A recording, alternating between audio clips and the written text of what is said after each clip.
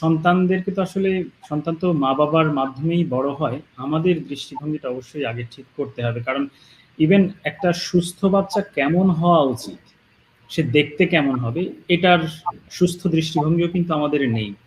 আমরা অনেক সময় সুস্থ সন্তান বলতে বা ছোট একটা শিশু বলতে খুব নাদুস-নুদুস, লম্বায় যতটুক পাশেও ততটুক এরকম যদি গোলগাল হয় তাহলে ভাবি যে খুব সুন্দর একটা বাচ্চা।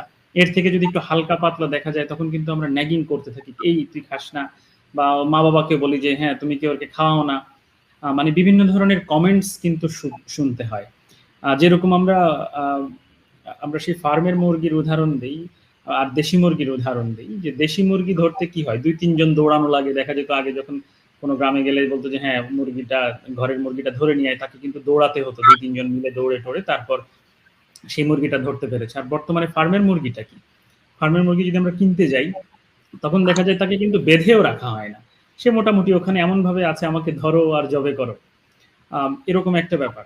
সো আমাদেরও যখন আমাদের সন্তানরা এরকম নাদুস-নুদুস এত মোটা-সোটা হয়ে যাচ্ছে ছোটকাল থেকে এবং তাকে আমরা ভাবছি সুস্থ, আমরা কিন্তু বিভিন্ন ধরনের প্রসেসড ফুড তাকে খাওয়াচ্ছি, তাকে ডিম খাওয়াচ্ছি না, বা অনেক ক্ষেত্রে দুধ খাওয়াচ্ছি না, বা দুধ খাওয়ালে দেখা যাচ্ছে যে সার্টেন জিনিস মিশিয়ে খাওয়াচ্ছি, যে দুধের যে বেনিফিট গুলো সেটা পাওয়া যাচ্ছে না।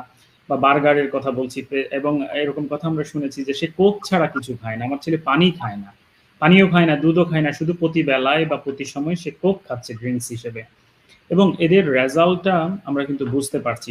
এক হচ্ছে শারীরিকভাবে সে প্রতিবন্ধীর মতো অবস্থায় চলে যাচ্ছে, এবং সাথে, সাথে কি হচ্ছে শারীরিক ছাড়াও সে মানসিকভাবেও প্রতিবন্ধী হয়ে যাচ্ছে। আজকে একটা